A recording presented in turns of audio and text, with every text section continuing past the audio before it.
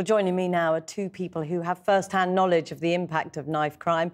Omar Sharif used to be in a gang, but now is an ambassador for the Prince's Trust and works to inspire and motivate young people. He's just won a Pride of Britain award for his efforts.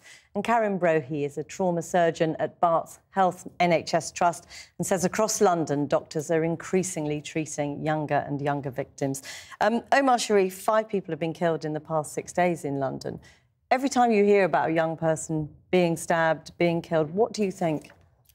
I just feel for the parents. I feel so a life gone to waste, and as a parent myself, I just feel the pain that they feel, and it's so unfortunate.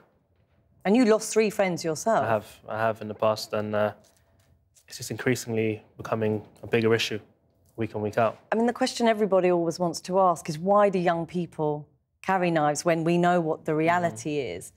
When you think about the first time you carried a knife, why did you do it? Self-protection at first. I'd also say external validation. Everyone else did it, my friends did it, and it seemed cool at the time to have a tool in your pocket. And, I mean, you get a bit older, you slightly wisen up and realise, actually, I don't need this. But after being hurt myself in a number of fights, I realised, actually, it can also save your life to carry, but it isn't the only way. Karim Brohi, you're in the front line of trying to save young people's lives. What are you seeing? So we're seeing more and more people getting stabbed at younger and younger ages. We see, you know, the classic that people think of as the hardened criminal who tend to be older, but the majority of the people that really concern us are the children and young people who are at secondary school and for whom it's just become an endemic culture. They're exposed to violence every single day. And in that moment that they come in, I mean, you're trying to save their life initially, but what, if anything, can be done to prevent them going back out? So there's a lot of work that is done within the trauma centres up and down the country to reach people who have had a minor injury in what's called the reachable moment, where you can actually try and turn them from the ways that they have got themselves into. And then the people who have really been seriously stabbed and harmed, organisations such as the St Giles Trust can come in and try and rescue them from that environment, even moving to rehousing. You know, a huge number of our kids have to be rehoused after the violence they've suffered. But if you're talking about treating victims as young as 12, it is about reaching children at an incredibly young age, isn't it? I mean, how did you decide to turn away? How easy was it to turn away? It was easy to turn away in one sense because I didn't want to get hurt anymore. I didn't want to hurt anyone else. Is it easy to stop? No, because there are also friends who you surround yourself with. It's just about noticing what good those friends are doing for you and whether or not you want to end up how some of them have ended up, unfortunately.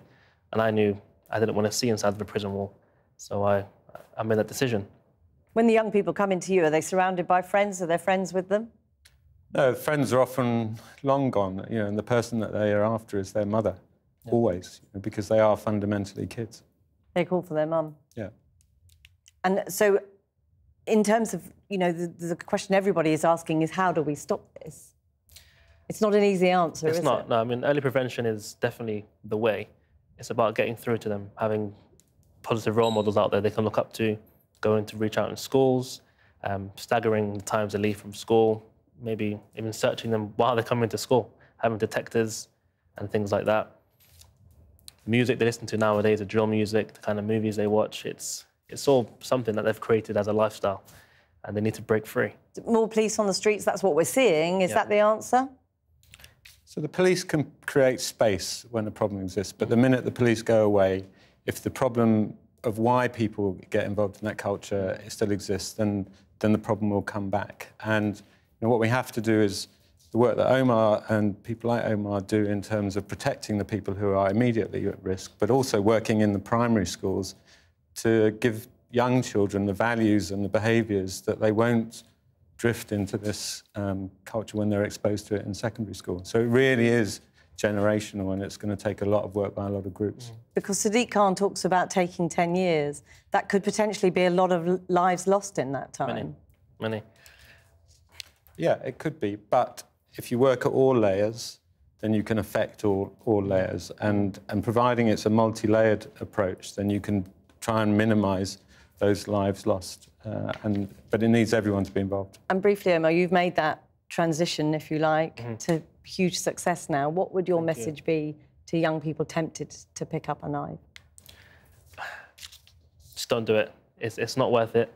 You would regret every single moment of your life, what you've done, if you've taken out.